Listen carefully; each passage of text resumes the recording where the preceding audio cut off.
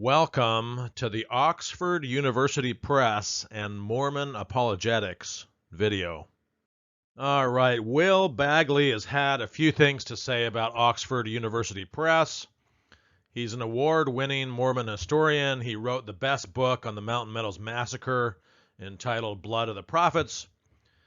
He had this to say about Oxford. He says, Oxford University Press is really a suspect operation. So hearing a couple of these things made me want to do some more investigation. All right, so people like the apologist Jack Welch, he's the editor of BYU Studies, have made comments about the relationship between Oxford and the Mormon Church. He says every university press in the country, if not the world, went in the red in 2008. In other words, they lost money. But Oxford made money, and it was the Mountain Meadows book that was the margin of difference. So everybody was happy with that. So according to Jack Welch, Oxford is in it for the money, right? The money that they make from selling the books. But is that really true? All right, so I did a little bit of research. I looked at the 50 Mormon-related titles that Oxford has published. And then I looked on Amazon and looked at their sales rank. And I looked at all 50 of their titles on their sales rank and then got an average sales rank. The average sales rank is 1.4 million. So you got number one, that's the number one selling book, and then you got the top 10, and then you go all the way down to 1.4 million. That's the average sales rank for these Mormon books that Oxford is publishing. So what does that mean? Well, you can look up in a calculator online how many books that is per month that they're selling. An average sales rank of that means that Oxford is selling less than 150 Mormon-related books per month. So those 50 books that they're selling, they're only selling 150 of them per month at the most. It's probably less than that. Some estimates are a lot lower than that. So my point is, very little money is being made by Oxford in selling these books. Very little money is being made by the Mormon Church in selling these books. So why is Oxford publishing all these books, and why is the Mormon Church looking to Oxford to publish more and more with them? All right, Ronald V. Huggins has made a comment about Oxford as well.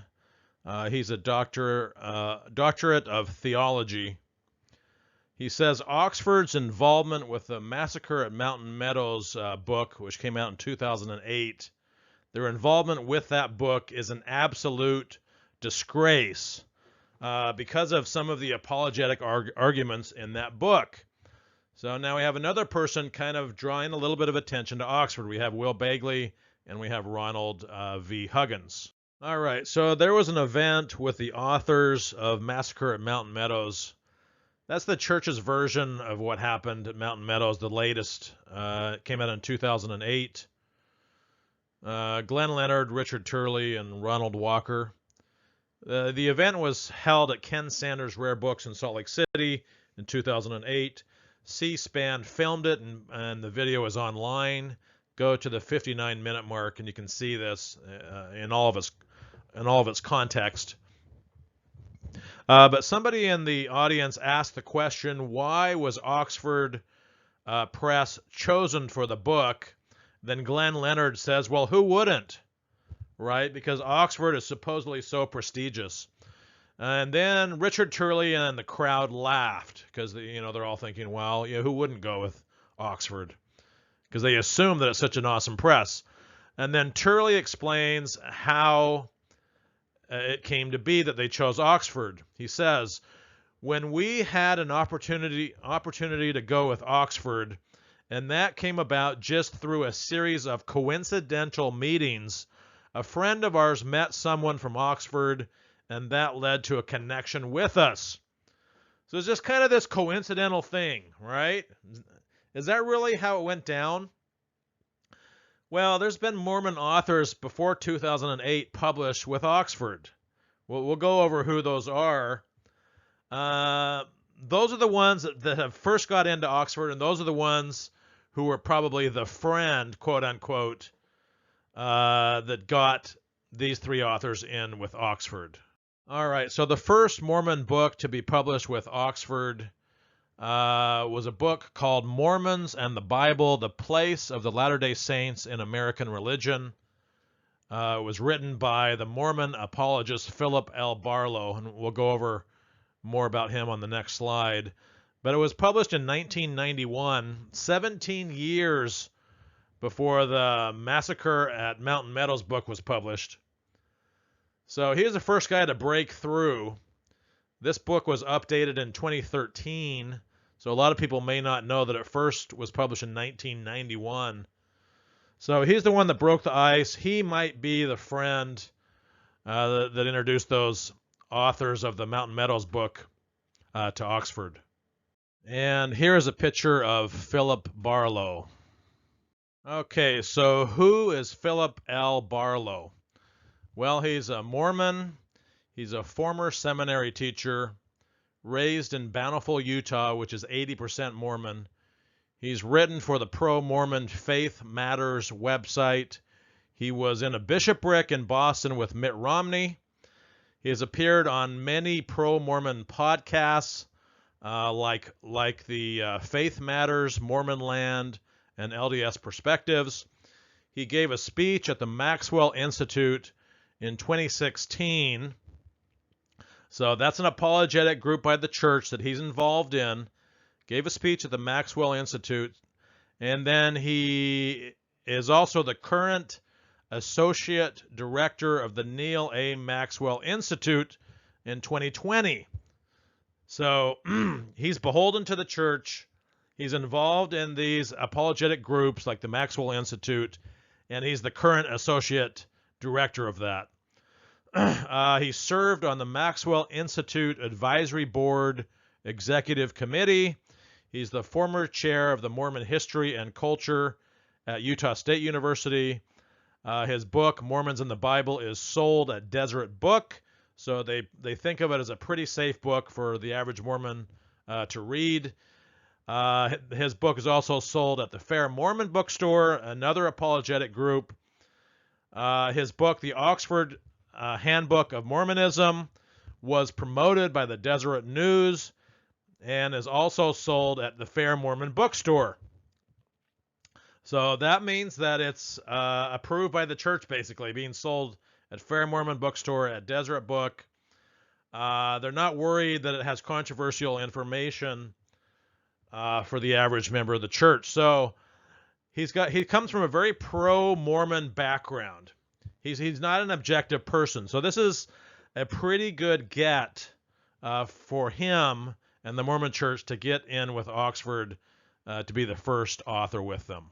All right, the next Mormon book to be published by Oxford is entitled 19th Century Mormon Architecture and City Planning, written by C. Mark Hamilton.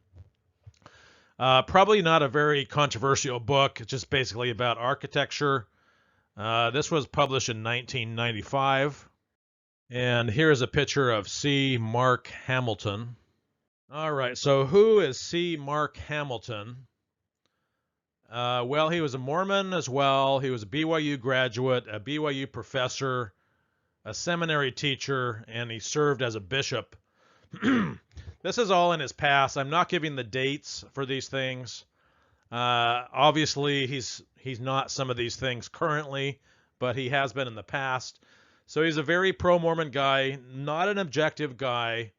Second guy to get published with Oxford, and he's totally into the Mormon Church, and we're going to see this pattern continue.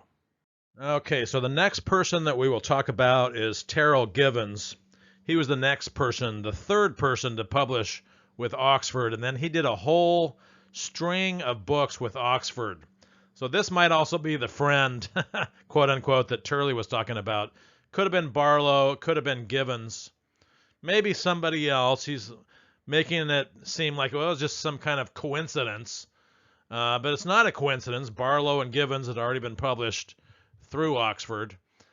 So we'll go over a little bit about Givens. All right, so who is Terrell Givens? Well, he's an active Mormon.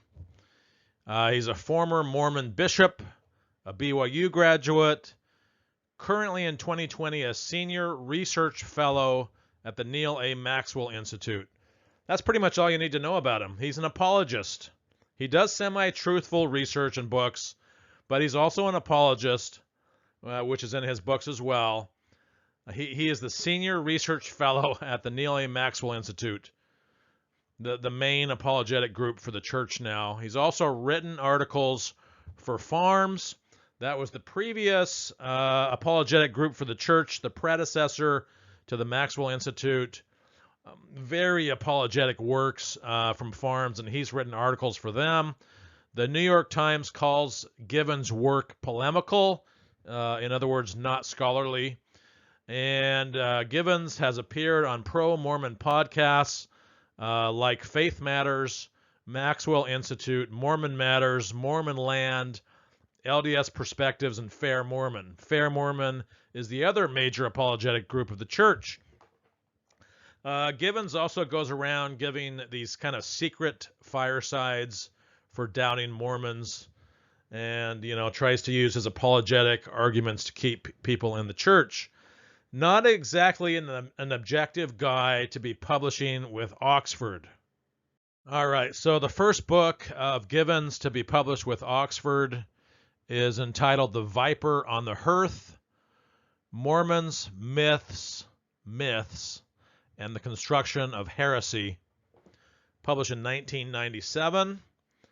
I don't really use this book much in my videos. I guess I didn't find that much that's controversial about it.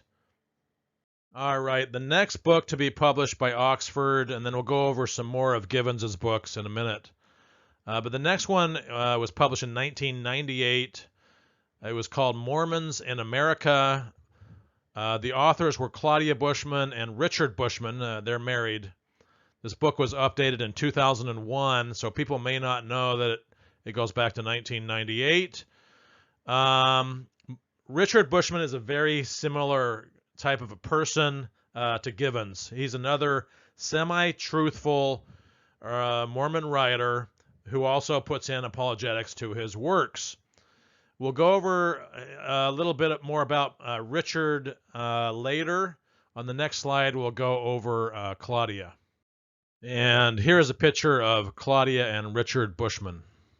All right, so let's go over who is Claudia Bushman. She's a Mormon. She's a BYU graduate. And remember, these are all throughout her past. I didn't put the dates in. Like I said, she's married to the Mormon apologist Richard Bushman. She gave a speech at the 2006 Fair Mormon Conference entitled The Lives of Mormon Women. So she's participating in Mormon Apologetics at Fair Mormon Conference. She also gave a speech at a 2016 Maxwell Institute event. Her speech was entitled My Life Among the Scholars. So she's given speeches at the Maxwell Institute Apologetic group as well. With her husband, Claudia has met with disaffected and doubting Mormons. So like Givens, the Bushmans do the same thing in these kind of secret firesides where they try to help doubting and disaffected Mormons stay in the church by giving their either somewhat honest or their apologetic arguments. Claudia has appeared on pro-Mormon podcasts like Mormon Land and Fair Mormon.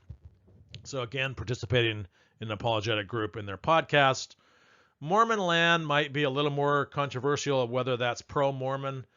I've noticed lately that they're basically just interviewing a lot of Mormon historians who were very favorable to the church.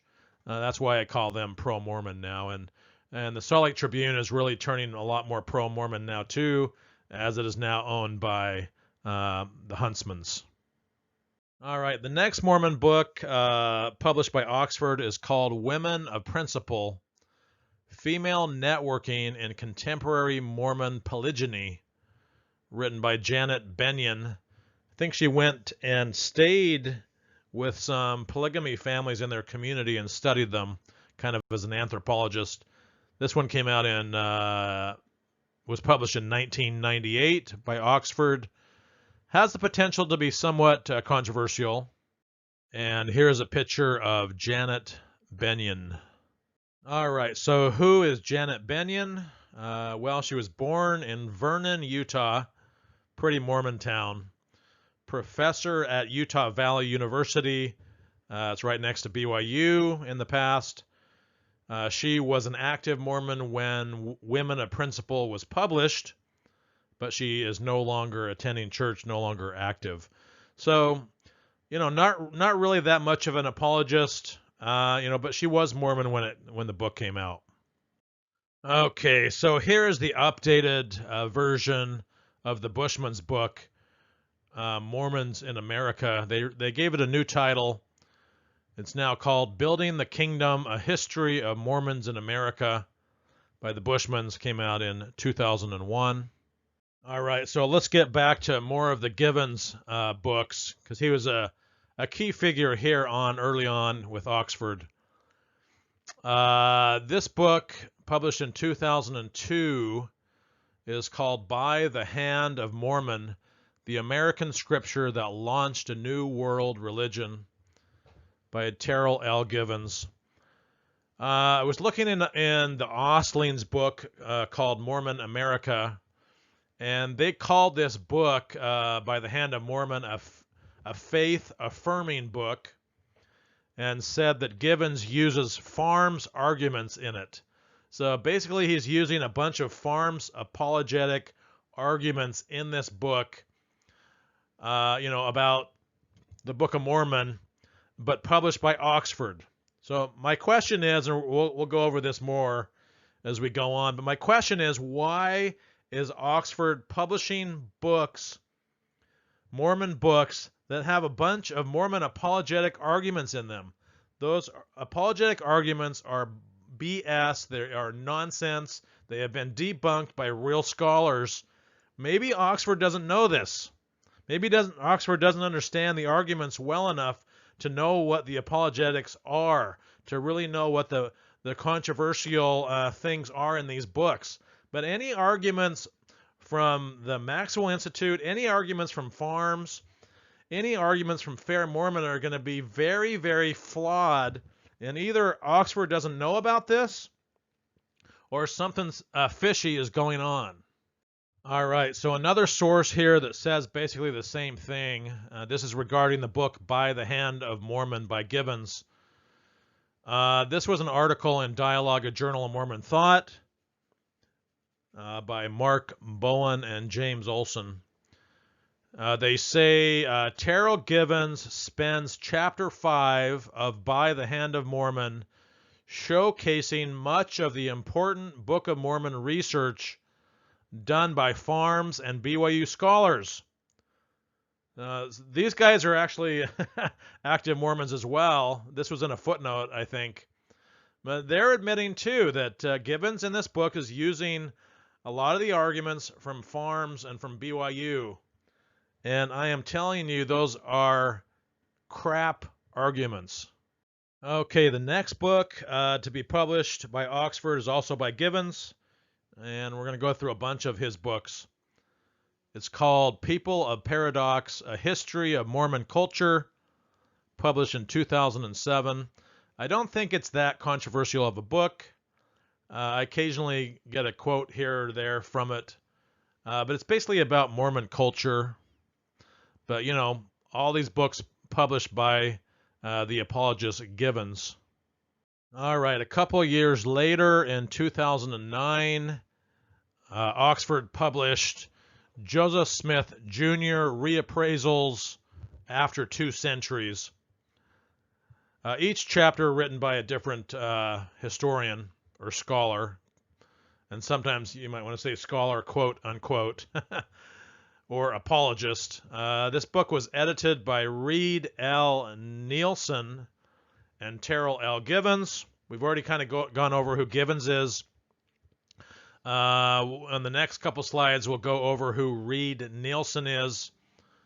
This book, yeah, does have the potential to have some controversial stuff in it because it's reappraising Joseph Smith. And here is a picture of Reid L. Nielsen. All right, so who is Reid L. Nielsen, the editor of this book about Joseph Smith published by Oxford? Well, he is a Mormon. He's a graduate of BYU. He's a BYU professor. These are all sometime in the past. He was on the editorial board of Deseret Book, the faith-promoting publisher. He was assistant church historian and recorder. He was a mission president in Washington, D.C. in 2019. Managing director of the church history department. He has written or edited several books published by BYU Religious Studies Center and / Deseret Book. So all the following books published in part by Deseret Book and sold by Deseret Book: Lengthening Our Stride, The Saints Abroad, Conversations with Mormon Historians, A Historian in Zion, and Go Ye Into All the World. All of these are sold at Deseret Book, which means that they are faith-promoting books. Several of these books are also sold at the Fair Mormon bookstore. So he's somewhat of an apologist. All these Deseret Book publications. BYU professor, a historian of the church, not exactly an objective guy. All right, so I give some brief information about the authors in Joseph Smith Jr. reappraisals. Each chapter has a different author. You can pause this and look. I'll underline a few people here.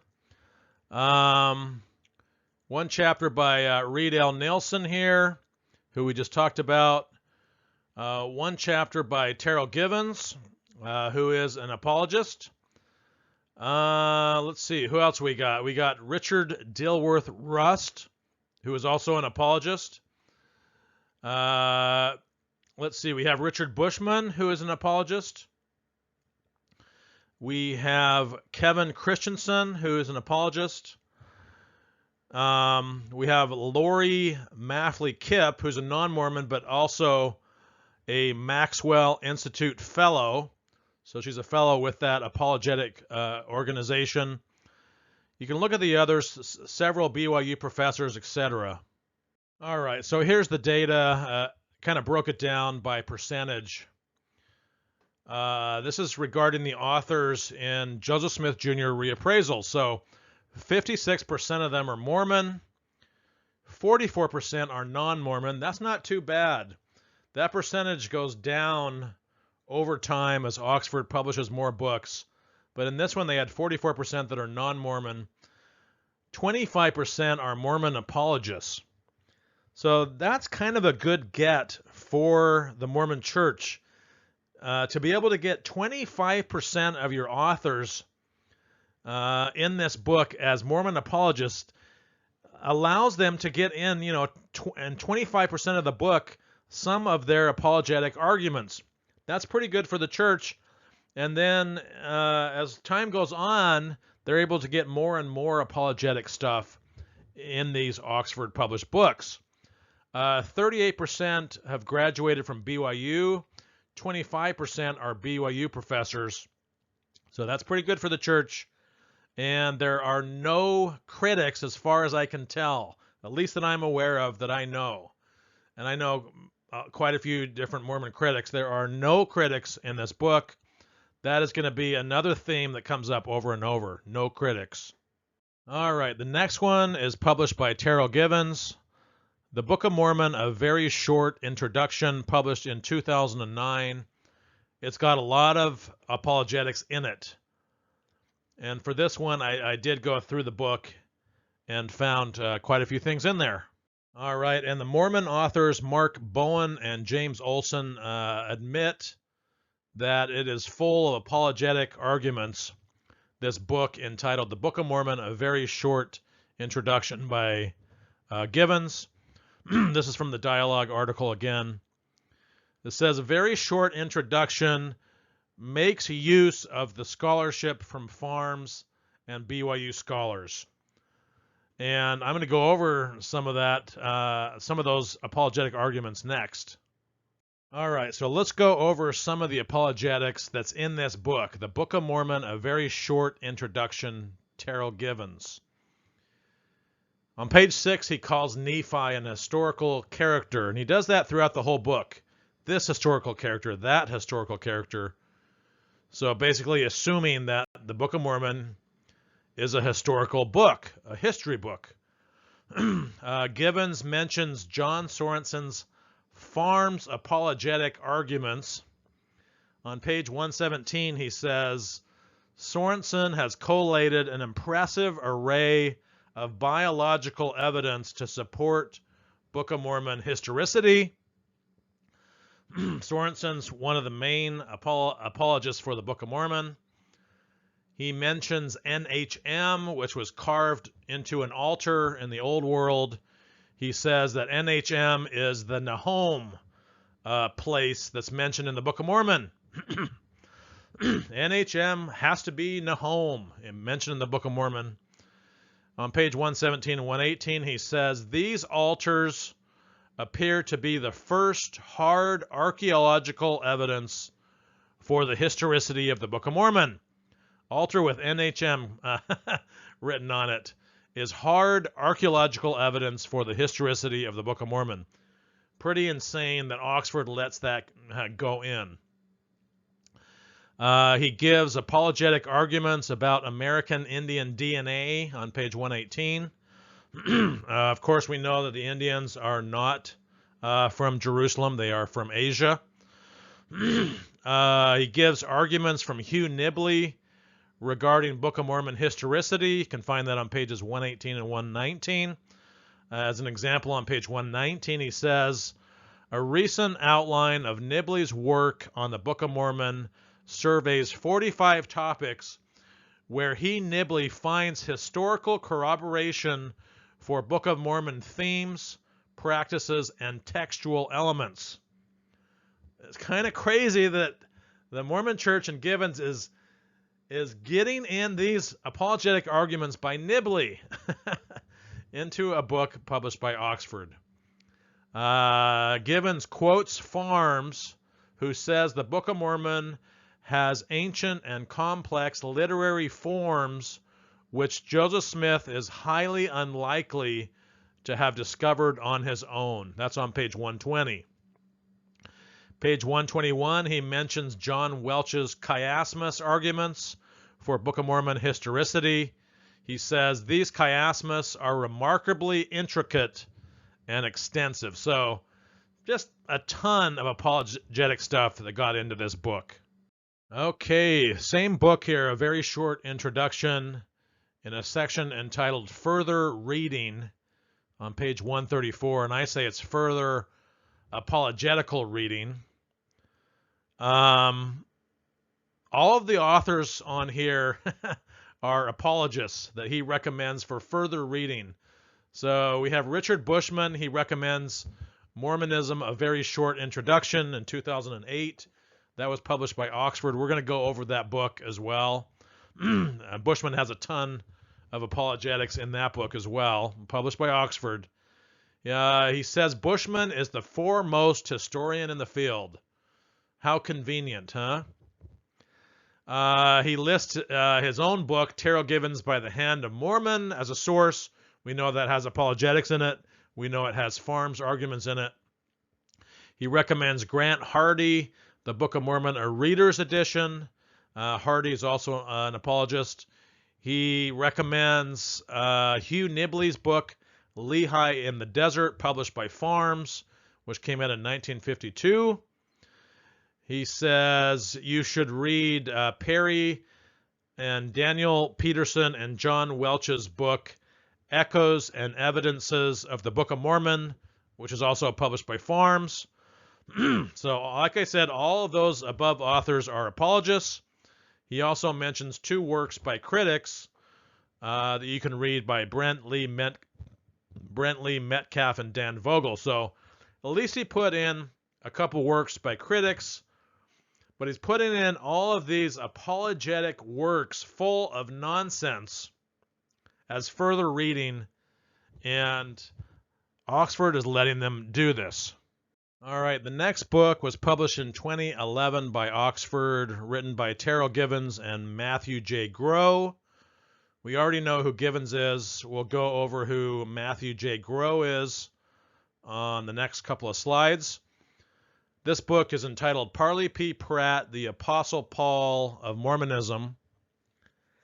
I went through part of this book for a video I did entitled Did Parley P. Pratt Write the Book of Mormon? Because he gives a lot of high praise to Pratt in this book, about how smart he was, how educated he was, etc. All right, so let's go over who Matthew J. Grow is. Here he is pictured on this slide. All right, so who is Matthew J. Grow?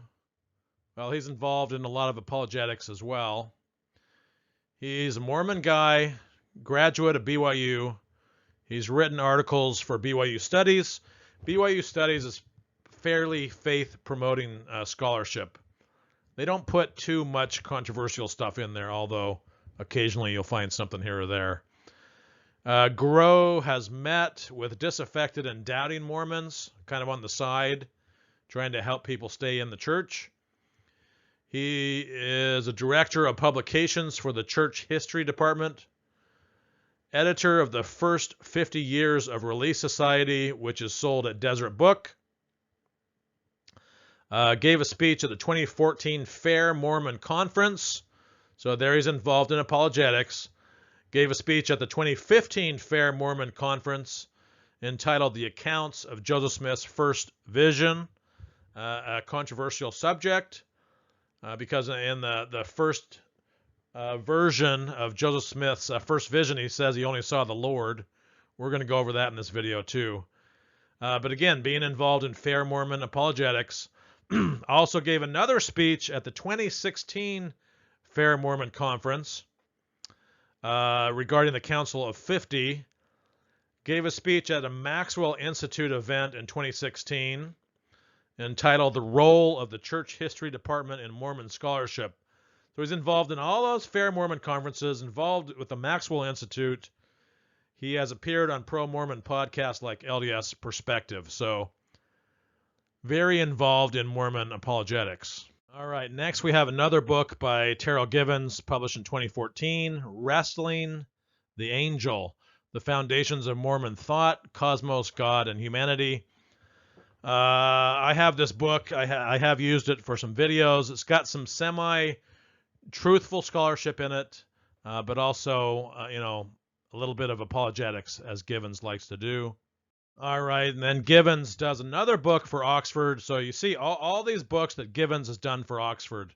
This one published in 2017. It's called Feeding the Flock, The Foundations of Mormon Thought, Church, and Praxis. I don't think this is that controversial. I don't have this book, so I'm not sure if there's much apologetics in this. It wouldn't surprise me. All right, so the next one here is edited by Terrell Givens and Philip Barlow. Remember, Barlow was the first guy to get published by Oxford.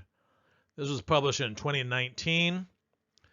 Kind of a big deal, a big, thick book, each chapter written by a different author. It's entitled The Oxford Handbook of Mormonism.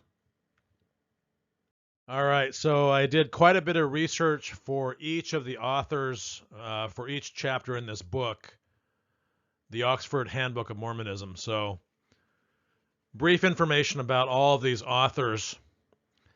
I'll just go over some of them here. You can pause this and take a look at all this for yourself. Some apologists, some BYU professors, etc. Let's see. The first one we'll mention here, Matthew J. Grow. We've already talked about him. He is an apologist. We got Claudia Bushman, kind of an apologist, married to Richard Bushman. Who else? We got Richard Bushman here, who's an apologist. Lori Maffley Kipp, a Maxwell Institute Fellow. Reid L. Nielsen, we've talked about him. Let's see, who else? Philip Barlow, he's kind of an apologist as well.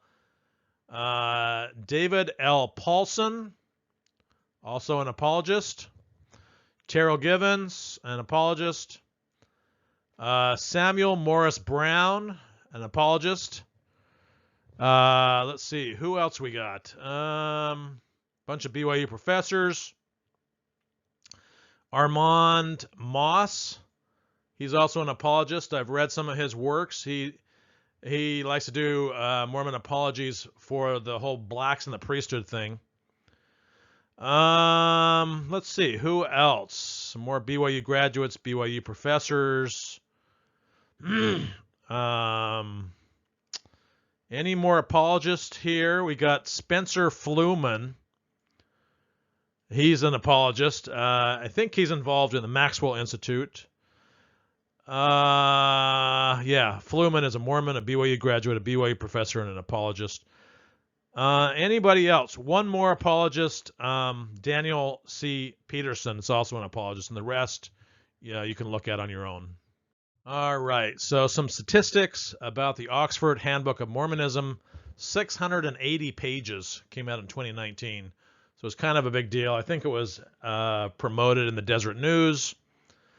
So if you look at all that data from on the previous slide, you'll see that 82% of the authors, for each chapter, 82% are Mormon. Only 18% are non-Mormon. So we see them getting in more and more Mormons, less and less non-Mormons. 25% of the authors 25% of the authors are Mormon apologists. So that's pretty good. If you can get in 25% apologetic arguments into this big long book, that's a win for the church. 53% graduated from BYU. 36% are BYU professors. And Gregory A. Prince is the only critic that I can see in this entire book. He authored a chapter. So I would say, even though Prince is a Mormon, and I guess he's a believer, he's still a critic. So this is a reoccurring trend. There are very few critics here in these Oxford books on Mormonism. Why? Why are you doing this, Oxford?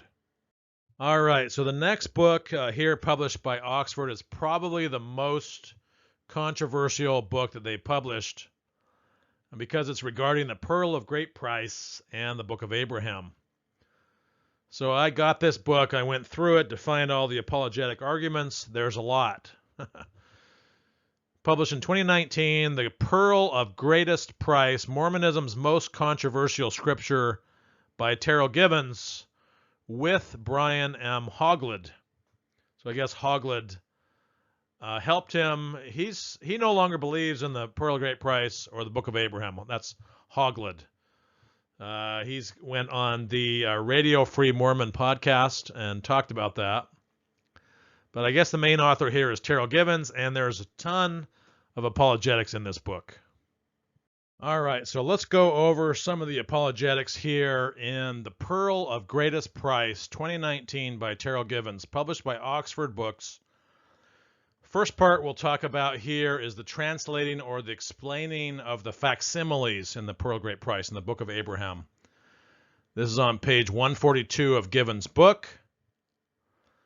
He gives apologetic arguments from John Gee, one of the main apologists for the Mormon Church, apologizing for these facsimiles, of which almost all the explanations by Joseph Smith are wrong. So he gives, and these are the sources he used. He gives 3 arguments from Gee, and then Gee is mentioned down in another source further on down. He gives sources from Hugh Nibley, arguments from Hugh Nibley, arguments from Michael D. Rhodes, another Mormon apologist, 3 different sources for him, Kevin L. Barney, and some earlier apologists in the earlier days of the church. But these arguments are nonsense. This issue of Joseph Smith's explanations of the facsimiles has been resolved since 1912, over 100 years ago. Givens is trying to pretend that the issue is still alive. And these apologists that he quotes and he refers to here are trying to keep this argument alive that, well, maybe Joseph Smith did get some things right. And maybe, you know, the explanations are good. Maybe his translation of the Book of Abraham was good. But this issue has been a dead issue since 1912, when the Reverend Spalding came out with a pamphlet entitled Joseph Smith Jr. as a Translator. And in that pamphlet, Spalding went and found maybe a half a dozen different Egyptologists at the time to look at the facsimiles, because we've had the facsimiles for a very long time, since the 1840s, I believe. And he got these Egyptologists to look at all the facsimiles, and they basically all said Joseph Smith had no idea what he was talking about. He got almost every explanation wrong. So why is Givens pretending that this is still an open issue, that we're still having debates about this from John Gee and Hugh Nibley and Michael D. Rhodes, etc.?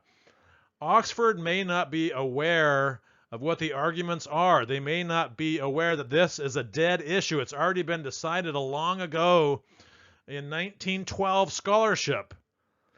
And from that Reverend Spalding pamphlet, the New York Times ran an article declaring that Joseph Smith's translations were a fraud, because we had all the Egyptologists to prove it, to prove that he had no idea what he was talking about when he was explaining these facsimiles.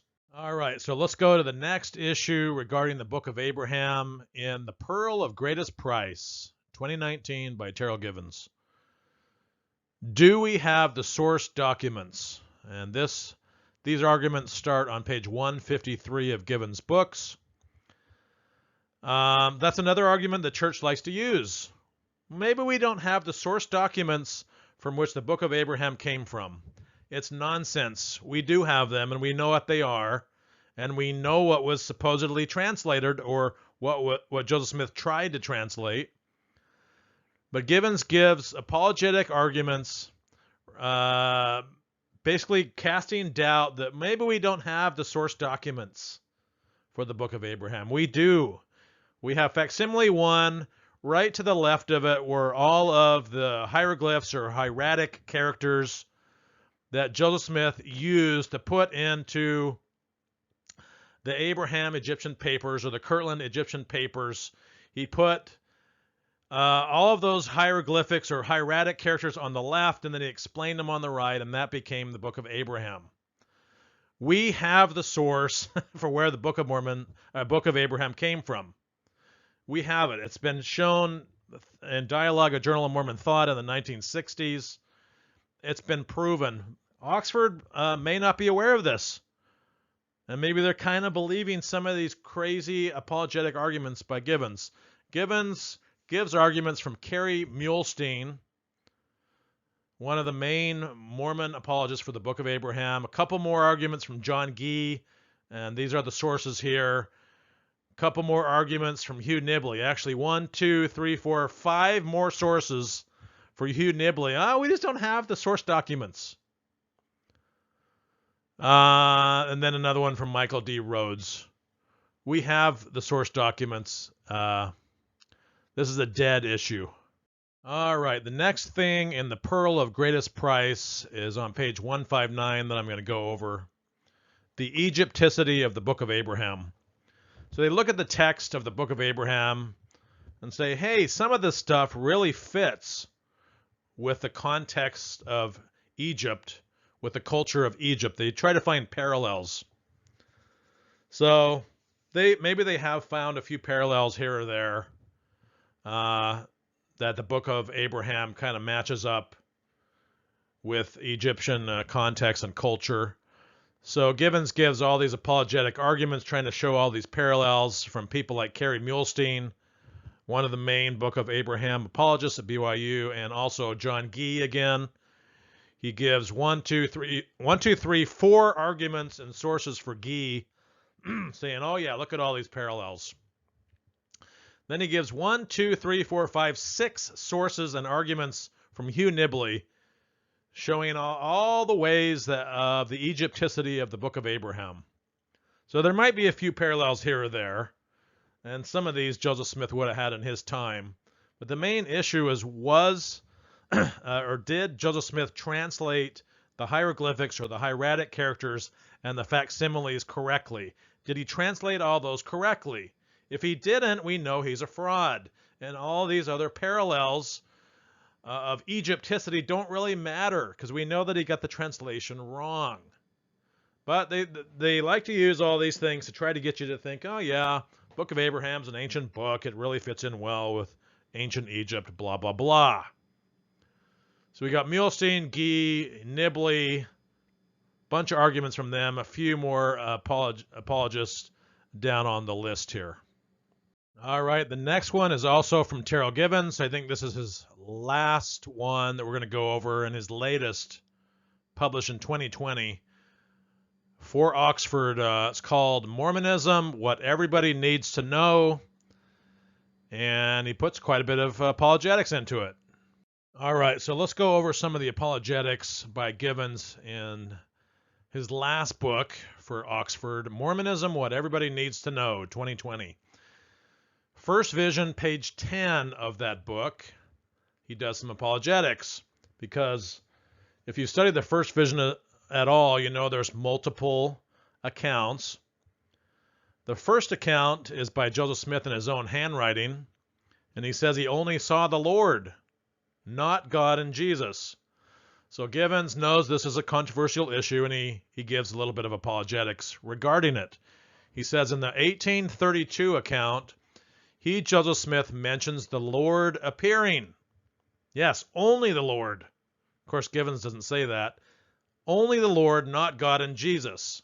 Then in 1838, there's another account, and he indicates that the Father appeared and introduced the Son. Now we got 2 beings. Some observers see here a disturbing contradiction.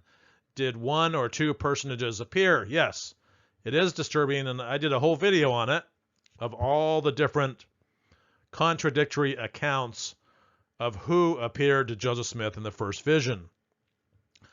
Then Givens goes on, he says, Latter-day Saint scholars suggest that either the first account is referring to 2 beings using the same designation of Lord.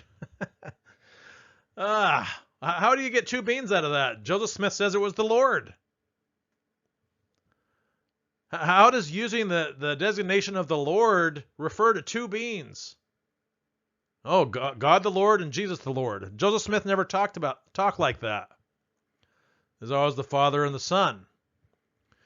God, the Heavenly Father, and Jesus. But if you go and watch my other video on the First Vision, you'll see all of the changing accounts of who appeared. So he says, maybe when they said the Lord, it was referring to 2 beings, or given his 1832 emphasis on his personal quest for salvational assurance, the joyful words of the Savior, thy sins are forgiven thee, eclipsed any mention of the Father's presence. That is some really bad apologetics, Givens. Come on. He was so happy that his sins were forgiven that he forgot to mention God the Father, God Heavenly Father appearing. Very doubtful. All right, Mormonism, What Everyone Needs to Know. Terrell Givens' 2020 book. Let's go to the section on the Mountain Meadows Massacre, page 19 of the book. Givens says, as the Baker-Fancher wagon train traveled through Utah, tensions arose over grazing and water sources. Rumors soon circulated that they had poisoned a well, possibly their cattle had spread anthrax they had recently contracted. Following verbal clashes, some in the company boasted of complicity in the Missouri atrocities against the Saints, or of participation in the murder of Joseph Smith and his brother. This led to a massacre of the immigrant train by local Mormons, aided by some Native Americans. So, tensions over grazing and water sources, maybe. Rumors soon circulated that they had poisoned a well. That is BS. That has been disproven. That is bad apologetics. Boasting of complicity in the Missouri atrocities. No, because they were from Arkansas. They were not from Missouri. They've done census data on them. They are not from Missouri. They're from Arkansas. That's also a BS apologetic response. Some maybe boasted of participating in the murder of Joseph Smith and his brother.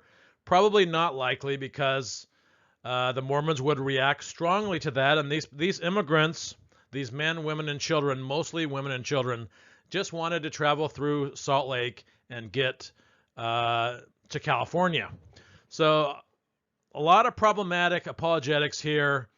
And really, he's saying all these things, these bad things that the Baker-Fancher wagon train did, which really blames the victim. They had it coming. They did all these negative things, so of course the Mormons had to kill them. That's bad apologetics. That's not the apologetics that the church even uses in the Massacre at Mountain Meadows book. But Givens uses it here. Maybe he's hoping most of the readers will be non-Mormons and won't really understand the argument. And so he uses these old apologetics, blaming the victims, saying that they poisoned wells, which is not true. Suspicion long lingered with respect to Brigham Young's complicity, but the relevant sources point to only local LDS authorities as orchestrating the atrocity. Well, there's different opinions on that. Will Bagley, who wrote the definitive book on it, Blood of the Prophets, believes that Brigham Young was behind it, that he did order it, that he was complicit. The apologists always say that Brigham Young was not complicit and did not order it. That's pretty much a default. So they have to protect Brigham Young. Then he says, a perfect storm of events brought it about, and nothing like it ever happened again. Well, good. We don't want to make murdering women and children an everyday kind of occurrence. In recent years, the church has publicly apologized for this atrocity. That's not exactly true either. They expressed regret. It's regrettable that we did this, but they have not formally said, I am sorry. We apologize. Okay, the same book here, the section entitled, What is the Evidence for the Book of Mormon? Page 70. All right, Givens says, stone altars with a Book of Mormon place name have been found in Yemen at the spot where the Book of Mormon describes the path of its principal character's exodus. That's the NHM crazy argument that saying, oh, that's Nahum mentioned in the Book of Mormon, I guess by Lehi and their family in the old world around Jerusalem. He says it's in Yemen. They found NHM written on a stone altar. So, of course, that's Nahum, Nahom, mentioned in the Book of Mormon. Apologetic argument. Nibley and numerous LDS scholars cite internal evidence such as pervasive use of Hebrew constructions and poetic forms, including chiasmus. So they always like to talk about this chiasmus.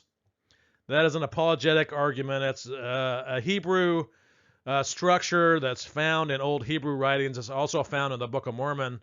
But Joseph Smith had access to books and information that taught people or could show people how to use chiasmus. That was something that was contemporary with Joseph Smith. It doesn't necessarily have to be ancient Hebrew writings. That was something that Joseph Smith could have learned about from books during his own time frame. Then he says coronation rituals, rites of execution, Egyptian etymologies, olive horticulture, and dozens of other elements with Middle Eastern resonances. These are all arguments for for the historicity of the Book of Mormon. Wilford C. Smith has pointed out that striking coincidences between elements in the Book of Mormon and the ancient world. LDS academicians LDS academicians are producing serious research which desperately needs to be critically examined. Yeah, it's apologetic research. It's BS. The Mormon is not Book of Mormon is not historical. We don't need to examine all that apologetic material. I'm not going to get into the whole historicity of the Book of Mormon. You can do that research for yourself, but it is not a historical book. There's too much of the 19th century in it. For LDS believers, sufficient evidence of Book of Mormon antiquity exists to make their faith in it as God's word seem reasonable. All right, so the next thing we'll go over is some apologetics about the Book of Abraham. We went over some of this in the Pearl of Greatest Price book by Givens. He talks about it here as well. Why do Latter-day Saints believe the Book of Abraham is scripture if Egyptologists call it a fraud? Page 79. Interesting that he puts that in. Yes, Egyptologists call it a fraud, and that's what it is. We've talked about this a little bit already. He says Joseph Smith's work on the Book of Abraham was called a translation. But the church and Givens don't want to call it a translation anymore. That's the words that Joseph Smith used. I translated it from the papyri, but the church and Givens don't want to call it a translation anymore, and we'll get to the reason why. Joseph Smith never designated it as scripture or claimed the same authority for its translation that he did for the Book of Mormon. Well, think about it. By his own hand upon papyri. Whose hand? Abraham, the great grand patriarch of all the monotheistic religions. If the papyri were the writings of Abraham, it would automatically be scripture. It doesn't matter if Joseph Smith designated it as scripture at the time. He died before he could get it published. But it's the writings of Abraham, Abraham of the Bible. We have all of the writings of Abraham in the Bible, which is all scripture. So if it's the writings of Abraham, of course it's going to be scripture. LDS scholar Hugh Nibley and others have demonstrated impressive parallels between the Book of Abraham and a number of ancient Egyptian texts and traditions. We've kind of talked about those parallels already. Even if the papyri were not precisely what Smith thought them to be, well, they weren't only not precisely, but they had absolutely nothing to do with Abraham. They're simple Egyptian funerary documents. So even if it wasn't precisely what Smith thought them to be, the text he produced has the hallmarks of ancient Egyptian authenticity. Nibley, that's Hugh Nibley alone, one of the most revered intellectuals in the LDS tradition and competent in Egyptian, wrote literally thousands of pages exploring such connections. Why is Oxford University editors allowing arguments from Hugh Nibley in their scholarly works? It's ridiculous. It is abundantly clear that Smith used the word translate very loosely. No, he didn't. He didn't use it loosely. That's the word that he used. He was trying to translate Egyptian, which he had already done, supposedly, by translating the Reformed Egyptian of the Book of Mormon. So he did it once, Reformed Egyptian. In the Book of Mormon, of course, he could take Egyptian papyri and translate that as well, according to Joseph Smith. LDS scholars suggest that Smith's revelatory imagination was fueled by the physical artifacts, but they served as a catalyst rather than a literal source. So he really wasn't translating Egyptian, right, like he said he was. It was his imagination that became on fire because these artifacts were in his vicinity. And so all of a sudden, these artifacts became a catalyst for revelation, even though Joseph Smith thought he was translating. This is the new argument that the church is using and Givens is using. since the translation is complete nonsense and doesn't match up, according to all Egyptologists, including LDS Egyptologists, they have to get away from this idea that he translated it, and they have to start talking about it as a catalyst for revelations. But literally anything could be a catalyst. What were some things in Joseph Smith's environment? I don't even know. There could be all kinds of things that could be a catalyst. Even if Smith incorrectly believed he was deciphering the hieroglyphics before him, which he did, the texts he produced were inspired scripture. That's what they're trying to say now. All right, so probably the most popular book that Oxford has published is Massacre at Mountain Meadows. Still, I don't think it was a very big seller. We're talking about thousands of copies here, not millions.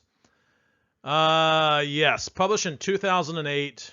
The authors are Ronald W Walker, Richard E Turley Jr., Glenn M Leonard. So we will talk about these authors.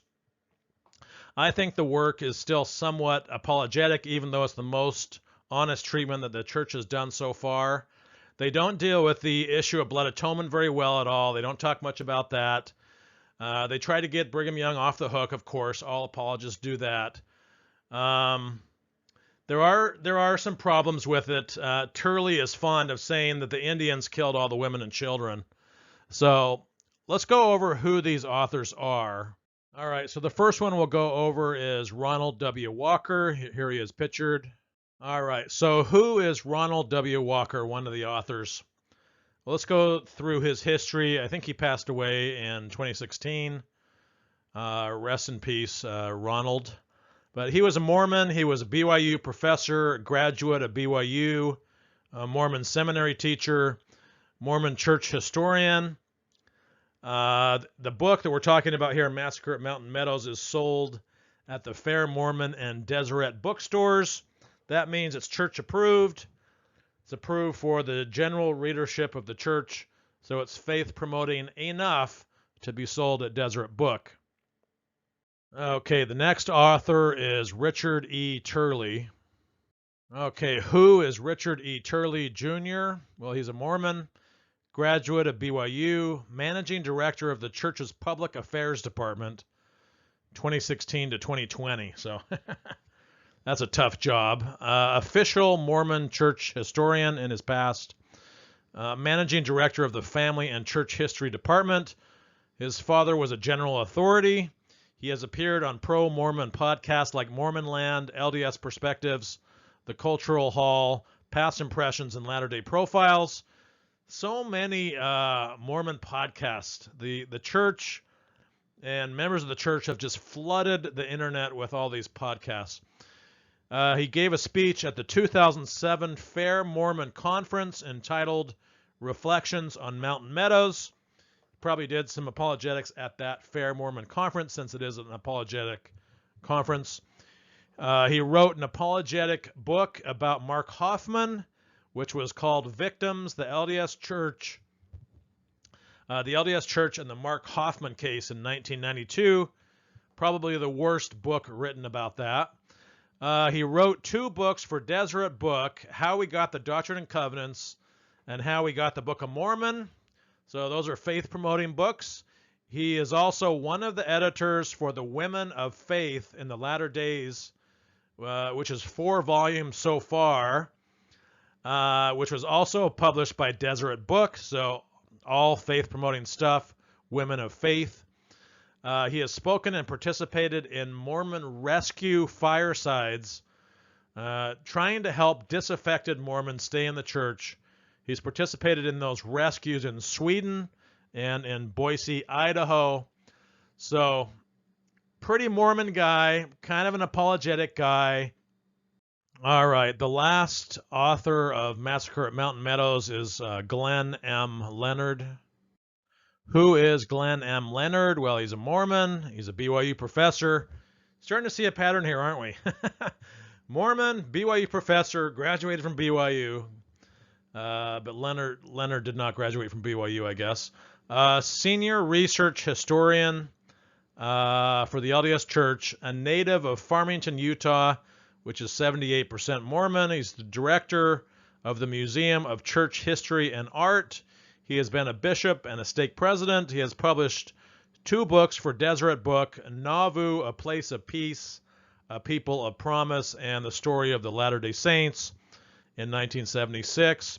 The Story of the Latter-day Saints is not too bad of a book. He covers a little bit of controversial material in there, which he got in trouble with Ezra Taft Benson for. But, you know, basically faith-promoting books for Deseret Book. All right, so let's go over another book by Richard Lyman Bushman. It's called Mormonism, A Very Short Introduction for Oxford Publishers, published in 2008. Givens did a very short introduction, if you remember, for the Book of Mormon. This one is done by Bushman. Here's a pretty crazy quote from it. Page 32. Mormon scholars have produced vast amounts of evidence for the Book of Mormon's historical authenticity. There couldn't be a bigger lie. Actually, the exact opposite would be much more truthful to say. Mormon scholars have produced no evidence for the Book of Mormon's historical authenticity. That's what I would say. And here is a picture of Richard Bushman. Okay, who is Richard L. Bushman? Well, he's a Mormon. He's an apologist. He was a seminary teacher. He was a BYU professor. He was a former bishop and a stake president. He has given speeches at the Maxwell Institute Events, which is an apologetic organization for the church. He bore his testimony at fairmormon.org. Fair Mormon is another apologetic group. He gave a speech at the 2005 Fair Mormon Conference entitled Joseph Smith Miscellany. So he probably gave some apologetics at that apologetic conference in 2005. He has appeared many times on pro-Mormon podcasts like Faith Matters, Maxwell Institute, Fair Mormon, and A Thoughtful Faith. He's a somewhat honest Mormon historian, but he's also an apologist.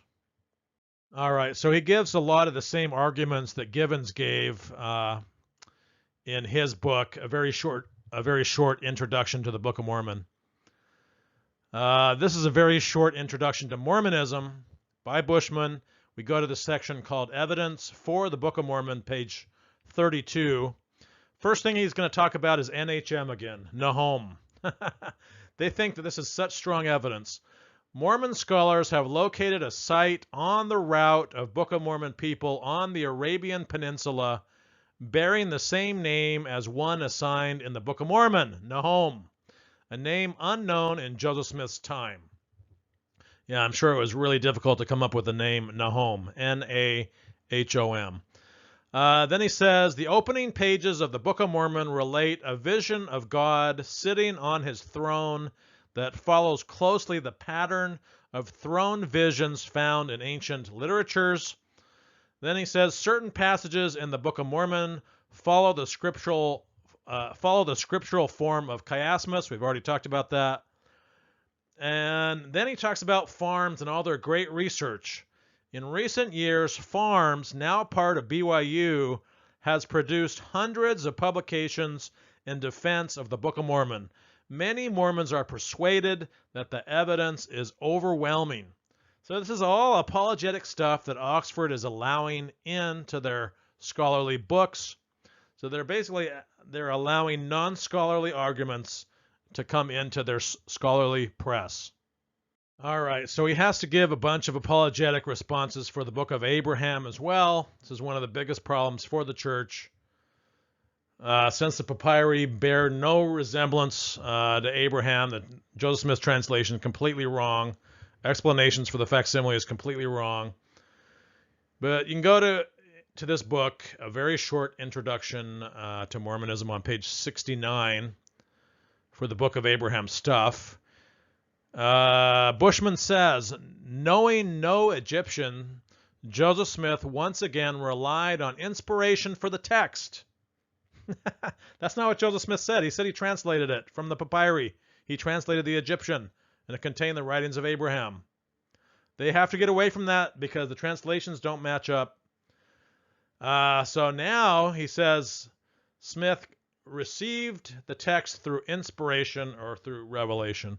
In all of these works, the word translation applies only insofar as it suggests that Smith was bringing forward the thoughts or revelations of an ancient people. So don't think about this word translation, which Joseph Smith said, and others that were contemporary to Joseph Smith.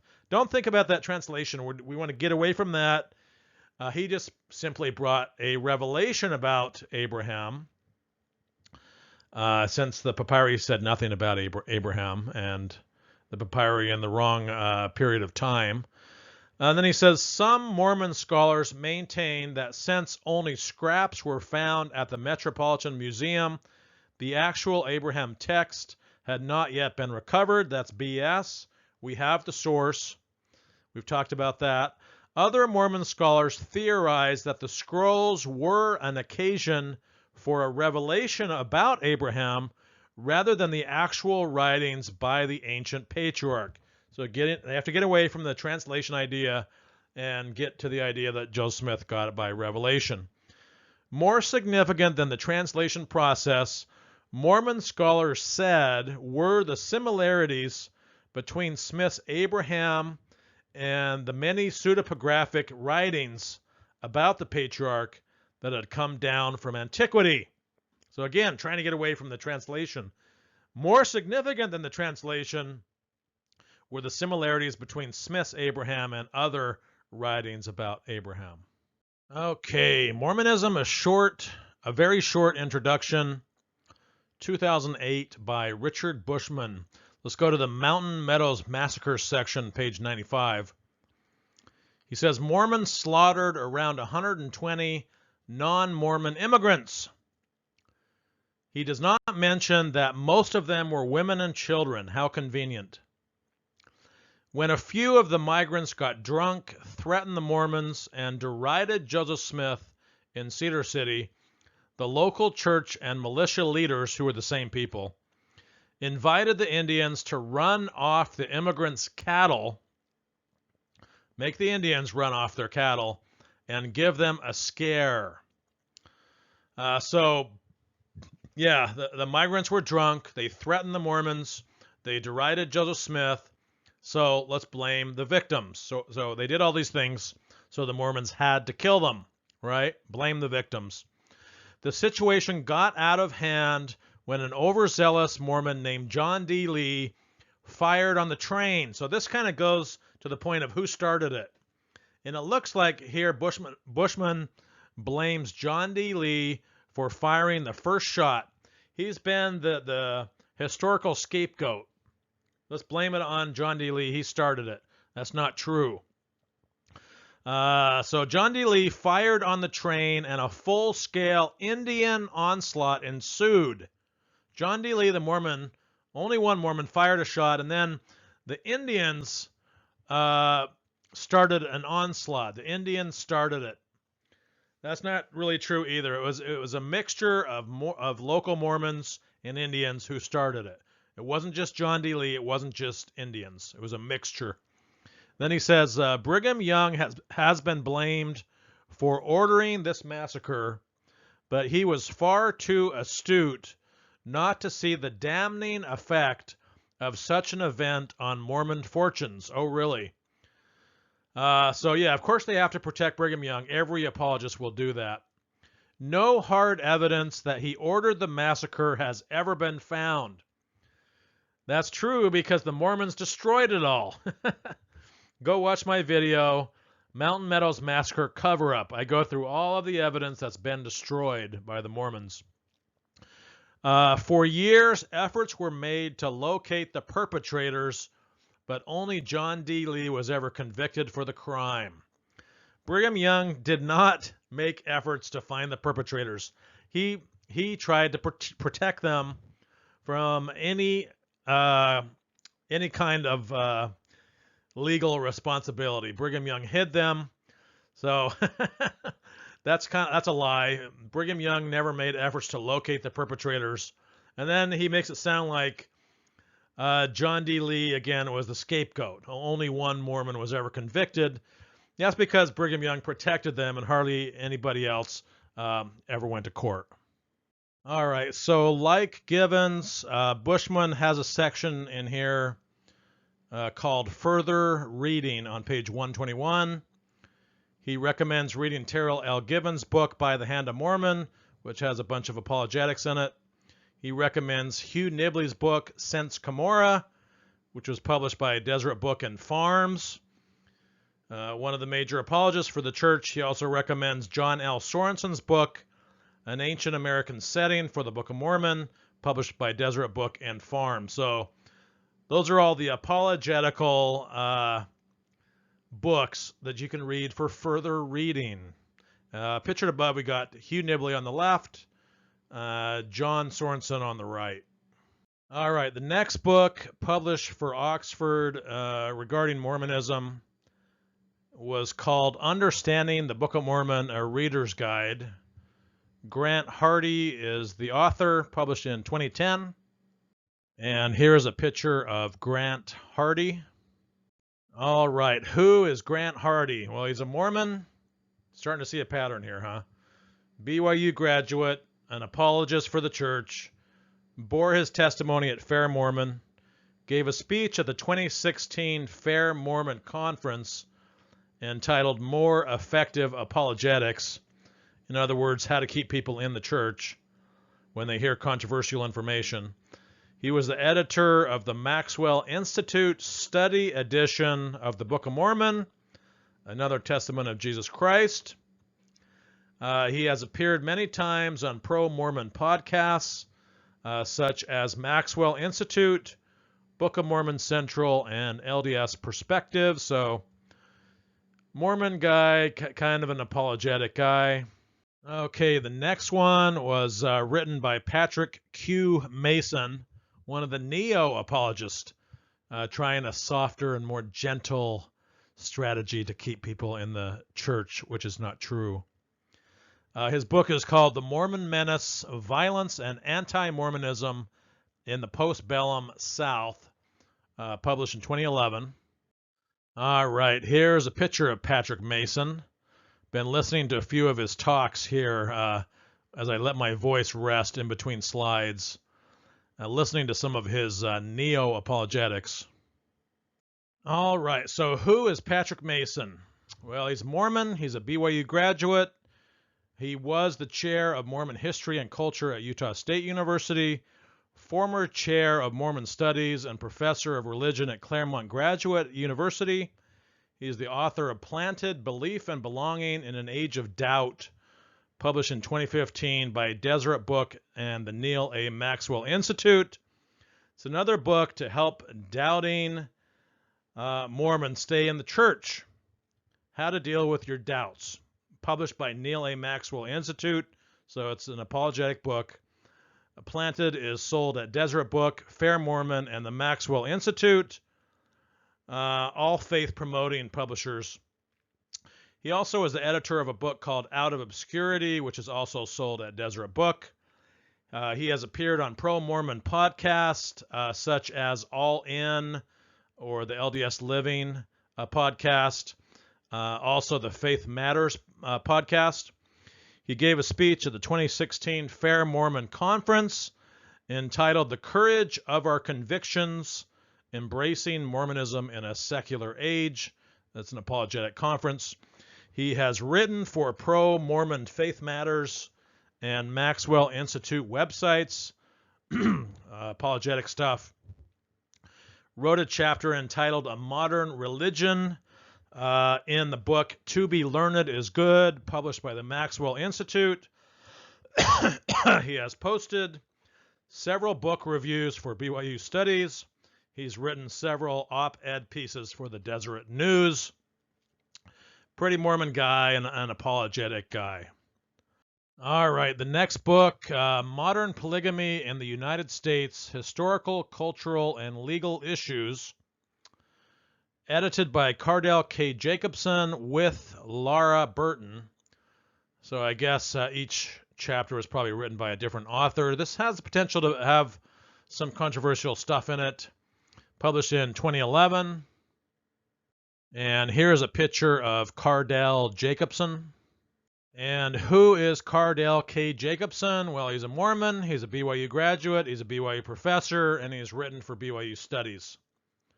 Starting to see a pattern here, huh? And here's a picture of Laura Burton. And who is Laura Burton? Well, she's a Mormon, she's a BYU professor, and a BYU graduate. All right, the next book on Mormonism. I guess this is only partially about Mormonism here. Published by Oxford, is Jesus Christ, Eternal God, Heavenly Flesh, and the Metaphysics of Matter. Author is Stephen H. Webb, published in 2011. And here's a picture of Stephen Webb. All right, so who is Stephen H. Webb? Well, he's actually a non-Mormon. One of the rare that's a non-Mormon that's publishing Mormon books for Oxford. But he has given speeches at BYU, so he's probably pretty safe for the Mormon Church if they're letting him speak at BYU. Probably at least not faith-destroying. He's been published in BYU Studies. He's a defender of Mormonism and Joseph Smith, so that's kind of interesting. Pretty safe. He gave a speech at the 2015 Fair Mormon Conference entitled Why Mormon Materialism Matters. So there he might have been doing some apologetics at that apologetic conference. He was supposed to give a speech at an Interpreter Foundation event. That's another apologetic online publisher, the Interpreter Foundation. But I think he passed away before he could speak at that event. All right, the next book, Exhibiting Mormonism, the Latter-day Saints and the 1893 Chicago World's Fair. Probably not a very controversial book. The author is Reid L. Nielsen. We've talked about him. He's got a long Mormon background. This was published in 2011. All right, the next Mormon book published by Oxford is called In Heaven as It Is on Earth, Joseph Smith and the Early Mormon Conquest of Death by Samuel Morris Brown, published in 2012. Here's a picture of Samuel Morris Brown. I believe he's a physician and also a kind of an amateur historian. All right, so who is Samuel Morris Brown? Well, he's a Mormon. He's an apologist. We'll get more to his apologetics later on in another book that he wrote about Joseph Smith's translation and trying to redefine that word again of translation. They don't want. I think the future of Mormon apologetics is that Joseph Smith didn't translate anything. He got everything through revelation because translation is too controversial. But anyway, Brown is a Mormon. He's an apologist. He bore his testimony at fairmormon.org.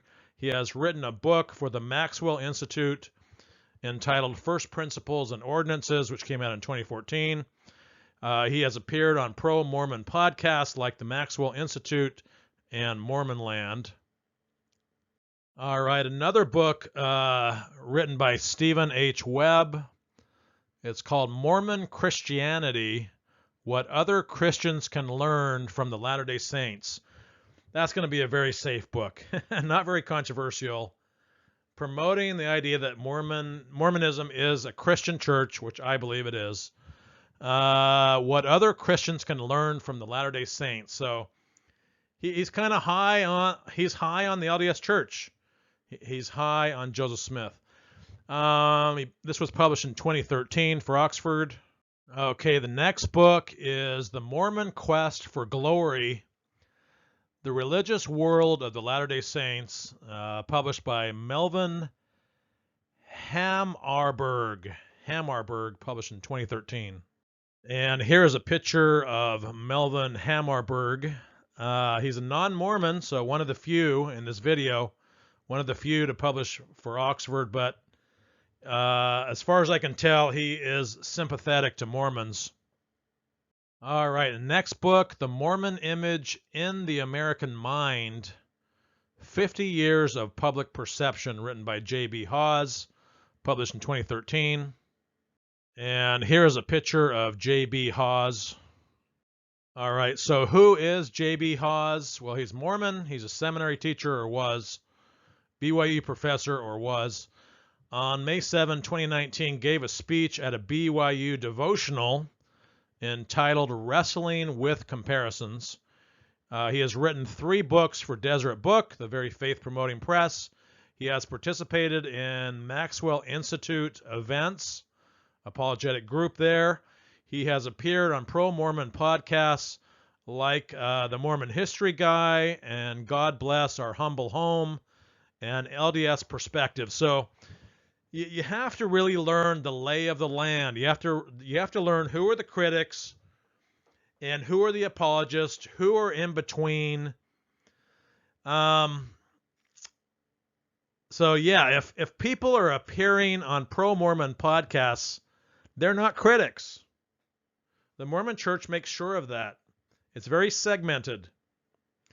If they're appearing on these kinds of podcasts, they're going to be faith promoting. So you have to really learn the lay of the land of how things are on the internet. And I've learned that over a lot of time doing my critical videos. All right, the next Mormon book published by Oxford is Standing Apart, Mormon Historical Consciousness and the Concept of Apostasy, edited by Miranda Wilcox and John D. Young. So probably each chapter written by a different author. This was published in 2014. And here is a picture of Miranda Wilcox. All right, who is Miranda Wilcox? So obviously I couldn't read 50 books published by Oxford. They're kind of technical. They use like an academic language. I tried to go through some of the apologetics in some of the books. Some of the books I am familiar with. But I thought this process would be useful to see who the authors are, because I could gather up a lot of data on the internet. Everybody leaves a long trail of data on the internet these days. So you can see who is writing these books. Miranda is a Mormon. She's a BYU graduate. She's a BYU professor. She bore her testimony at fairmormon.org. Standing Apart, the book that we just talked about, is sold at the Fair Mormon bookstore, so it's considered a safe book, faith promoting. She is the co-editor of the Maxwell Institute's Living Faith series, so that's going to be apologetic. Written a chapter for a Maxwell Institute book, and she has appeared on the Maxwell Institute podcast. So she's involved in Mormon apologetics. All right, so the other editor of the book is John D. Young. He's pictured above. Who is John D. Young? Well, he's actually a non-Mormon. He has appeared on the Maxwell Institute podcast, so probably pretty safe. Okay, the next book is entitled The Polygamous Wives Writing Club, from the Diaries of Mormon Pioneer Women, written by Paula Kelly Harline, published in 2014. Has the potential to have some controversial stuff in it, depending on what diaries she used. And these Mormon authors like to select, the less controversial diaries. I don't know if she did that. Couldn't find too much information out about Paula, but apparently she is Mormon and she was a BYU professor.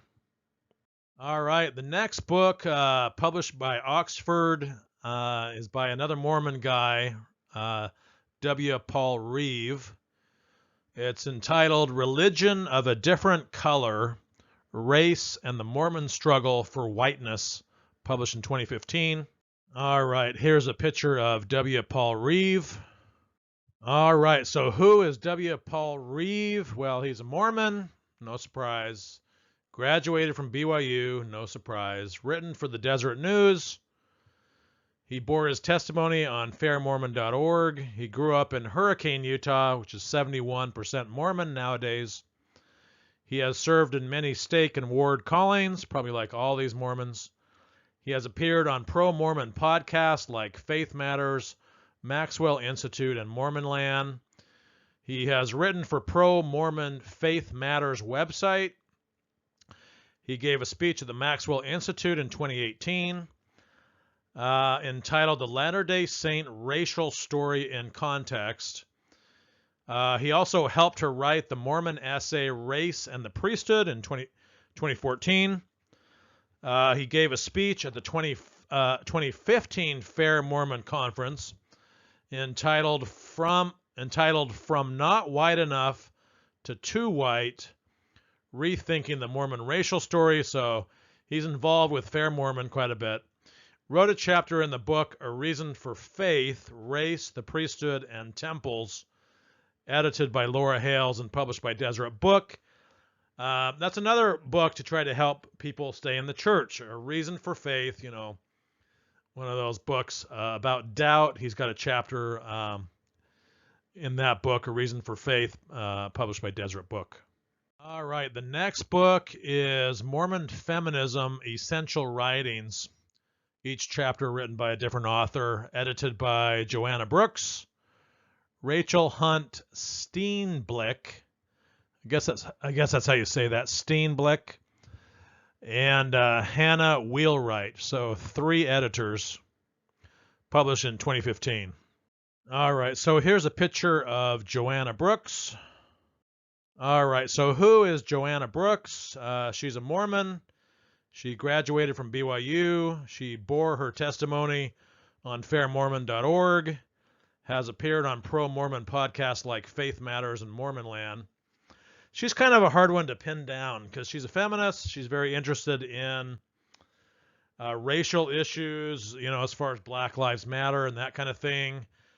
She's been in the church. She's been out of the church. She's kind of had, I guess, faith crisis. Her husband is not a member. She's kind of a critic, but also kind of an apologist. She kind of walks the tightrope in between the two. She can't say too much or she'll get in trouble with the church. You know, she'll get excommunicated. So she kind of walks the middle line. Kind of a critic, but kind of an apologist as well. All right, here's a picture of Rachel Steenblick. And who is Rachel? Well, she's Mormon, BYU graduate, presented at an Exponent retreat in 2014, written for the Exponent blog, which I would call a pro-Mormon site, participated in summer seminars for the Maxwell Institute in 2014, did research and contributed to an article entitled A Mother There, a survey of historical teachings about Mother in Heaven. That was for BYU Studies. So, you know, not too apologetic. Participated in a couple seminars for the Maxwell Institute, but Mormon, went to BYU, writes for BYU Studies. So, and who is Hannah Wheelwright? Well, she's another Mormon, graduated from BYU. I think she was involved with ordained women, which gives her some street cred, I would say.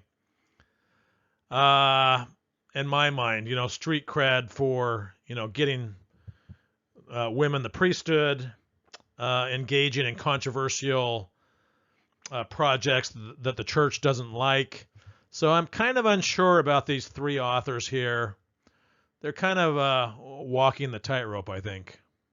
All right, the next book is Catholic and Mormon, a Theological Conversation, written by Stephen H. Webb, who we've talked about, and Alonzo L. Gaskill, who we'll talk about next, published in 2015. And here is a picture of Alonzo Gaskill. All right, who is Alonzo L. Gaskill? Well, he's Mormon, BYU professor, seminary teacher, has written for Farms and BYU Studies. Now I'll hold that against him. For the Farms, the most apologetic of all the apologetical groups in the Mormon Church, Farms. He's written for them. He has been accused of plagiarism for his book, The Lost Language of Symbolism, which came out in 2003. He has appeared on pro-Mormon podcasts like Fair Mormon and Mormon Matters. He has written 15 books for Cedar Fort and Deseret Book publishers, all of which are available at Deseret Book. Many of them are available at the Fair Mormon Bookstore as well. So those are all pretty much faith promoting. Cedar Fort is very similar to Deseret Book. It's another Mormon church publisher. He was also the director of the Institute of Religion at Stanford, the church education system. So kind of an apologetic guy. All right, the next book, From the Outside, Looking In, Essays on Mormon History, Theology, and Culture, edited by Reid L. Nielsen and Matthew J. Grow. We've already talked about both of them, published in 2015. The next book, The Prophet and the Reformer, The Letters of Brigham Young and Thomas L. Kane, edited by Matthew J. Grow and Ronald W. Walker. We've already talked about both of them, published in 2015. Next book, Out of Obscurity, Mormonism Since 1945, edited by Patrick Q. Mason and John G. Turner. We've already talked about Patrick Mason. Each chapter in here, I guess, written by a different author. One of the chapters was written by John G. Turner. John G. Turner is a true critic. I'm aware of him. I use his stuff for my videos all the time. So he's one of the rare people that I would say is a full-on critic. But he's the editor of this book and wrote one of the chapters. I don't know how controversial this book is. It appears that the chapter that Turner wrote is kind of controversial. But if I was John G. Turner, I would not be associating myself with apologists like Patrick Mason. So yeah, we got what we had Gregory A. Prince, we had John G. Turner, we had Joanna Brooks, but very few people who I would call critics that published for Oxford Books. Why is that, Oxford? This book was published in 2016. All right, the next book is Settling the Valley, Proclaiming the Gospel, the General Epistles of the Mormon First Presidency, edited by Reid L. Nielsen. Again, we've talked about him, and Nathan N. Waite. Each chapter written by a different author, published in 2017. So we're getting all of the books now are going to be in the last couple of years. And they've really ramped up publishing all these books from 2017 to 2020. And some of the books are becoming more and more apologetic. They seem to be getting away with more and more with Oxford. You know, Oxford, you really need to do some editing. You really need to understand the apologetic issues. You really need to understand when these Mormon authors are lying for the Lord in your books. So let's see who Nathan is. All right, so here's a picture of Nathan N. Waite. Who is he? He looks like a young guy. He's a Mormon, a BYU graduate. He has written for the Deseret News, church-owned newspaper, editorial manager for the Joseph Smith Papers Project. A lot of these people have worked on the Joseph Smith Papers Project, but I don't hold that against them. Because I think that is a great scholarly research project. It's probably the greatest one the church has ever done. And they're just putting it all out there. All the information that can be used by apologists and critics. And so I do use the Joseph Smith Papers Project for for being a critic. There's a lot of good stuff in there. So I commend the church for that. I don't hold it against these authors. A lot of them have been working on that project. But for Nathan, I didn't see that much about him, so I did mention that. He's also a member of the Church History Department editorial board. All right, the next book published by Oxford is entitled Foundational Texts of Mormonism, Examining Major Early Sources, edited by Mark Ashurst McGee, Robin Scott Jensen, and Cherylin D Halcroft. We'll go over who those people are. Published in 2018. Mark Ashurst McGee had the following to say about Oxford. He says, Oxford University Press, founded in 1586, is the most prestigious scholarly publisher in the world and has a newfound interest in acquiring Mormon history titles. We decided to shoot for the top. Well, it's not like other Mormons haven't been published with Oxford already. The first Mormon book was published 27 years ago. So he's saying, yeah, we decided to shoot for the top in 2018, but this has been going on, like I said, for 27 years from other Mormon authors. He's probably aware of that. But why does he say that Oxford has a newfound interest in acquiring Mormon history titles? Why all of the newfound interest from Oxford? What's going on here? And here is a picture of Mark Ashurst McGee. All right, so who is Mark Ashurst McGee? Well, he's a Mormon, a BYU graduate, a BYU professor. He's written for BYU Studies. He was an editor for Deseret Book. He has published several articles in Farms, thus making him an apologist. Senior historian in the Church History Department, has appeared on pro-Mormon podcasts such as LDS Perspectives and Fair Mormon. Co-wrote a chapter entitled The Kinderhook Plates in A Reason for Faith, published by Deseret Book in 2016. That's going to be a very controversial topic. Probably did a bunch of apologetics in that chapter in the book A Reason for Faith on the Kinderhook Plates. Presented at the 2020 Fair Mormon Conference. His speech was entitled Joseph Smith's New Translation of the Bible, his use of Adam Clarke's Bible commentary, and the question of plagiarism. I did a video on that. There was plagiarism. Even one of the authors of the article said that it was plagiarism. But he's got, quite a bit of apologetic background in Mark Ashurst McGee's career. And here is a picture of Robin Scott Jensen. And who is Robin Scott Jensen? Well, he's a Mormon. He's a BYU graduate. Has spoken at Maxwell Institute events, thus making him somewhat of an apologist. Has appeared on pro-Mormon podcasts such as LDS Perspectives and Maxwell Institute. Very pro-Mormon podcasts, very apologetic in nature. They don't let critics go on to those kind of podcasts. Member of the Church History Department editorial board. All right, and the third editor is Cherylin D Halcroft. Who is she? Well, she's a Mormon, a BYU graduate, a Ricks College graduate, another church-owned school. It's now BYU Idaho.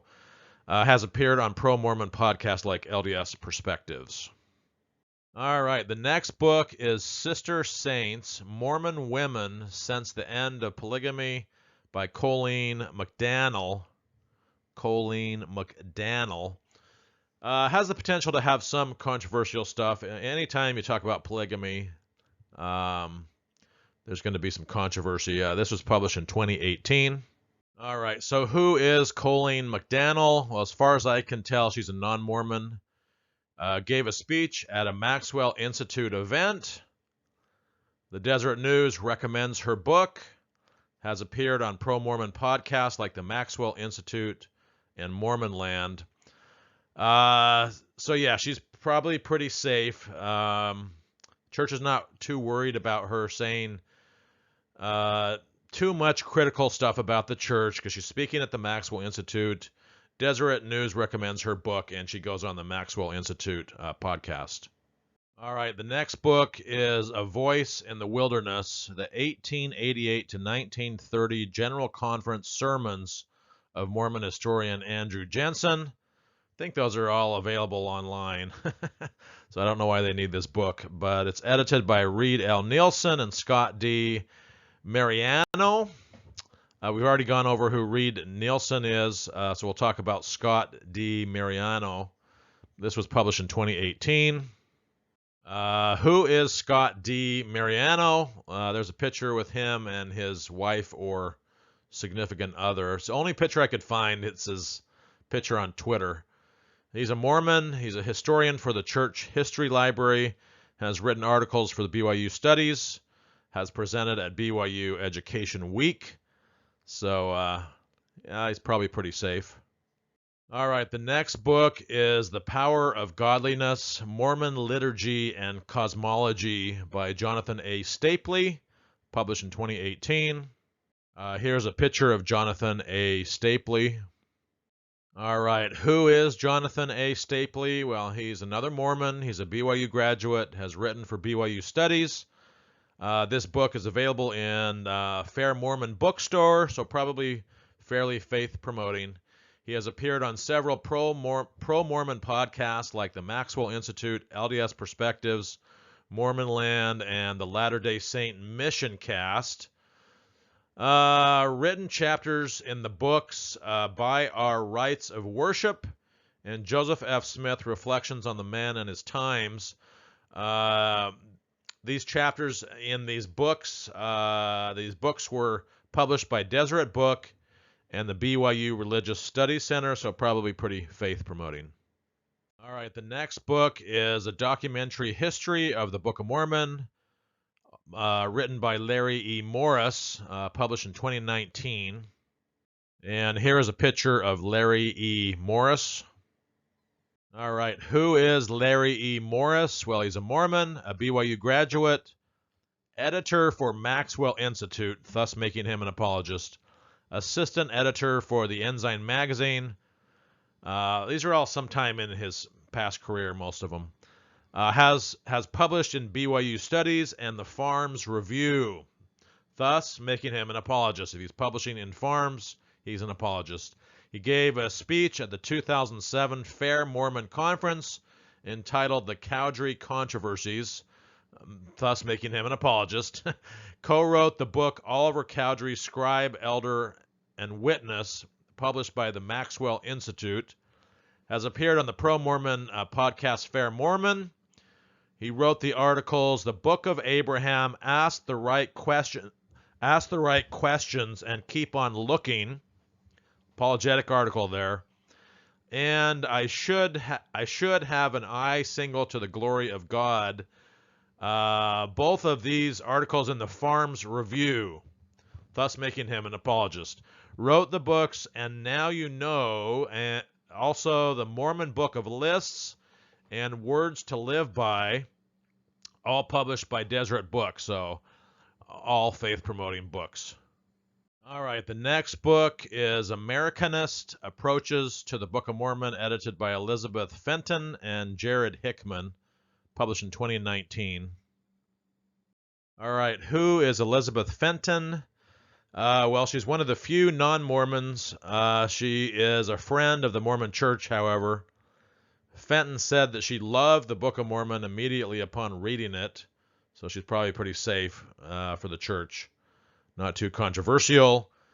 Her book, well, the book we're talking about here, Americanist Approaches, includes chapters by Mormon apologist Terrell Givens, Grant Hardy, Samuel M. Brown, and Amy Easton Flake, all apologists, writing chapters in Americanist Approaches. According to the Interpreter, an apologetic source online for the church that writes apologetic articles. According to an article I read in there about this book, Americanist Approaches, there's supposedly 3 authors in there that are skeptical of Mormonism, so possibly making them critics. I didn't really verify that, however. I just kind of looked at these apologists. All right, so the other editor of this book is Jared Hickman. Who is Jared Hickman? He's pictured above there. He's got a little bit longer hair and a beard. Doesn't really have that Mormon look. I had a hard time finding out very much information about him. He seems to be kind of keeping a clean data trail online. I know that he grew up Mormon. That's what he has said online. But I think he might be an ex-Mormon now. I'm not sure. He's from Provo, Utah, which is almost all Mormon. And I read part of one of his articles in the book Producing Ancient Scripture, and he appears to be a Book of Mormon apologist, trying to redefine what the word translation means. So that's about all I could find out about Jared. All right, the next book is The Next Mormons, How Millennials Are Changing the LDS Church by Jana Reese. I did a video on this too with some of the data that Jana has come up with about millennials. This one was published in 2019. And here is a picture of Jana Reese. Who is Jana Reese? Well, she's a Mormon. She has spoken at a Maxwell Institute event, spoke at a BYU's women's conference, so she's probably pretty safe, wrote a chapter in a Maxwell Institute book, thus making her kind of an apologist, has appeared on several pro-Mormon podcasts like Thoughtful Faith, Leading Saints, Mormon Land, Faith Matters, Mormon News Report, and Listen, Learn, and Love. All right, the next book is First Vision, Memory and Mormon Origins by Stephen C. Harper. This has the potential to be controversial because of all the multiple conflicting accounts of the First Vision. This is published in 2019. And here is a picture of Stephen C. Harper. Who is Stephen C. Harper? Well, he's Mormon, BYU graduate, BYU professor. Seeing a pattern here, right? Editor of BYU Studies. He's written for BYU Studies. He's written for Farms Review, making him an apologist. Written for The Interpreter, making him an apologist. Bore his testimony at Fair Mormon. A historian for the Church History Department. Has appeared on several pro-Mormon podcasts like Faith Matters, Fair Mormon, and LDS Perspectives. Gave a speech at the 2011 Fair Mormon Conference entitled 4 Accounts and 3 Critiques of Joseph Smith's First Vision. Like I said, a controversial issue and something that he's speaking about at an apologetic conference for Fair Mormon. Gave a speech at the 2018 Fair Mormon Conference as well. He's the managing historian and general editor of Saints, the story of the Church of Jesus Christ of Latter-day Saints, which came out in 2018. Published by the church, very faith-promoting. 2 volumes are out at this point. Wrote the books Making Sense of the Doctrine and Covenants and Joseph Smith's First Vision, both published by Deseret Book. All right, the next book is Your Sister in the Gospel, The Life of Jane Manning James, a 19th century Black Mormon by Quincy D Newell, published in 2020. Here's a picture of Jane Manning James. She was a faithful Latter-day Saint that came out to Utah. She wanted to go through the temple and get her endowments. The church would not let her. But they did seal her to Joseph Smith's family as a servant. So I guess that's better than nothing, right? All right, who is Quincy D Newell? Pictured above. She's a non-Mormon. Spoke at a Maxwell Institute event. Has appeared on the pro-Mormon podcast Maxwell Institute. So probably pretty safe. Probably not that controversial. Probably not a critic. All right, the next Mormon book published by Oxford is Terrible Revolution, Latter-day Saints and the American Apocalypse by Christopher James Blythe. Is that how you say that? Blythe. Published in 2020. And here is a picture of Christopher James Blythe. All right, so who is Christopher Blythe? He's a Mormon, a BYU professor, written for BYU Studies, research associate at the Maxwell Institute, given several speeches at the Maxwell Institute, thus making him an apologist. Wrote the following articles for the Maxwell Institute blog. First one is Until We Have a Clearer Knowledge on Book of Mormon Geography and Church History, very controversial subject. So he's probably doing apologetics in that because it's an article for the Maxwell Institute blog. That article came out in 2019. He also did a couple other articles that were on the Maxwell Institute blog in 2018. He has appeared on several pro-Mormon podcasts like the Maxwell Institute, Mormon Land, Fair Mormon, and LDS Perspectives. All right, the next book is The Spiritual Evolution of Margarito Bautista. Bautista, I guess that's how you say that. Mexican Mormon evangelizer, polygamist dissident, and utopian founder, 1878 to 1961. Written by Alyssa Eastwood Pulido, published in 2020. All right, so who is Alyssa Eastwood Pulido? She's a Mormon, a BYU professor, and a BYU graduate. Couldn't find too much information about her, and this is one of the only pictures of her on the internet. All right, the next one is Mormonism and White Supremacy, American Religion and the Problem of Racial Innocence by Joanna Brooks, published in 2020. We've already talked about Joanna Brooks a little bit. She's kind of a hard one to figure out. She, like I said, she walks that tightrope between being critic and being a pro-Mormon. This book is somewhat critical as far as I can tell. I'm not sure how much apologetics is in it, but I know that it's somewhat critical. It's published in 2020. All right, so just to rehearse who Joanna is, she's a Mormon. She's been in and out of the church, though. Graduated from BYU, bore her testimony on fairmormon.org, has appeared on pro-Mormon podcasts like Faith Matters. I think the book is somewhat critical, though, and that's why probably all of the other pro-Mormon podcasts like Fair Mormon, Maxwell Institute, LDS Perspectives, etc., have not had her on to talk about this book. So, like, she's kind of walking that middle way, somewhat of a critic, somewhat of an apologist, somewhat of a pro-Mormon. All right, the next book is Pioneers in the Attic, Place and Memory Along the Mormon Trail by Sarah M. Patterson.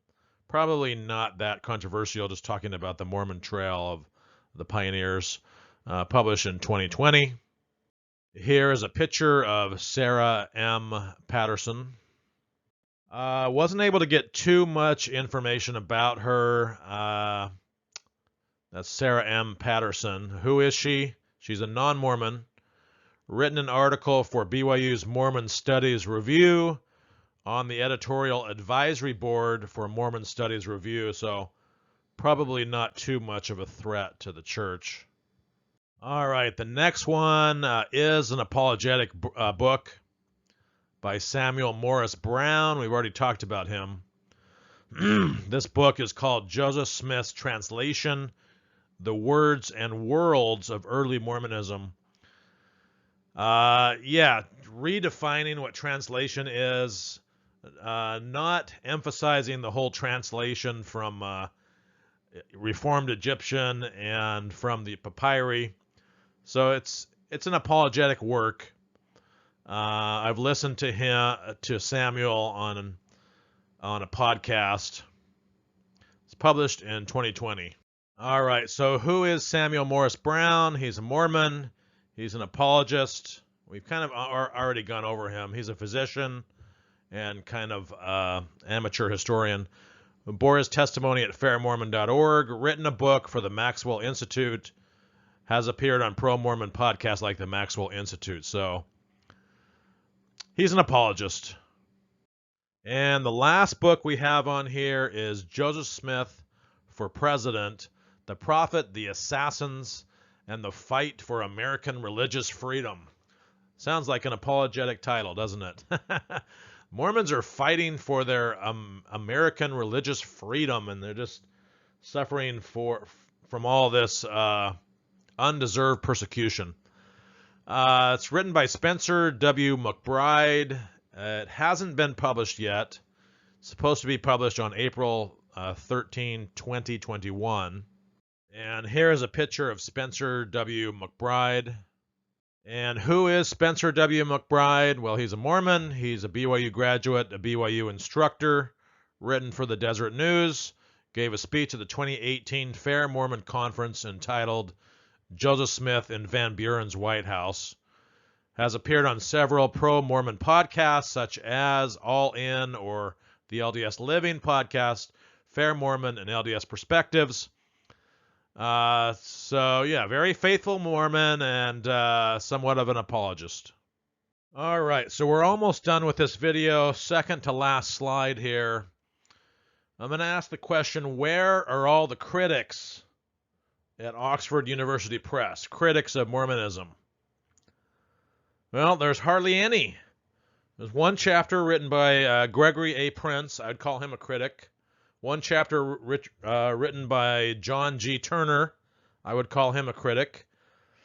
Those are just chapters. Turner was the editor, one of the editors for the book Out of Obscurity, published by Oxford. Joanna Brooks, kind of a critic. Maybe a couple skeptical / critics in chapters in the Americanist approaches to the Book of Mormon book. But that's it. We've got what? Dozens and dozens and dozens of pro-Mormon authors here for Oxford that are faith-promoting, that are apologists, that are not critics. So that's my question. Where are all the critics, Oxford? All right, so that's the end of the video. We made it right around the 2-hour mark, so not too bad. I thought it might go longer. So what's going on here? Why is Oxford University Press, supposedly one of the most prestigious presses in the world, why are they publishing Mormon apologetic lies? It's certainly not for the money. We went over that at the beginning of the video. Very little money is being made from Oxford or from the Mormon Church by selling these books. These books are not popular. Average sales rank of 1.4 million. Barely selling any books. Maybe 100, 150 books a month. That's nothing. Not going to keep the lights on at Oxford. So what's going on here? Are they just ignorant of all the apologetic arguments and all the apologetic lies? Do they not understand the issues? Do they have poor editors? That's one possibility. That's possible. But somebody should do some in-depth investigative reporting to see if they can find any type of corruption, any type of kind of underhanded, underground donations from certain LDS persons, right?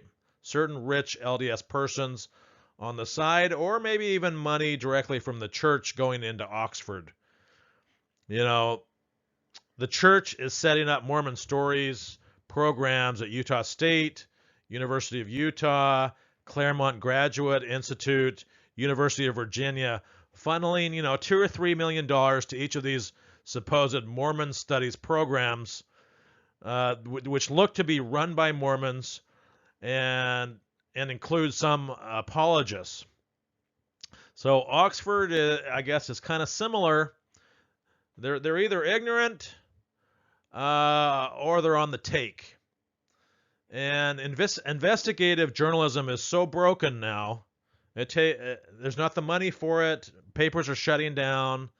But somebody really needs to dig deep and start calling the editors at Oxford and trying to figure this out to see if some kind of corruption is going on. We know that the Mormon Church has more money than God. We know that they have over $100 billion in cash. So to funnel a couple $1 million to each of these Mormon programs and then have other LDS rich donors funnel some money into these Mormon studies programs is no big deal for them. A couple $1 million is nothing. But that's going to do it for this video. And I thank you for watching the Oxford University Press and Mormon Apologetics video.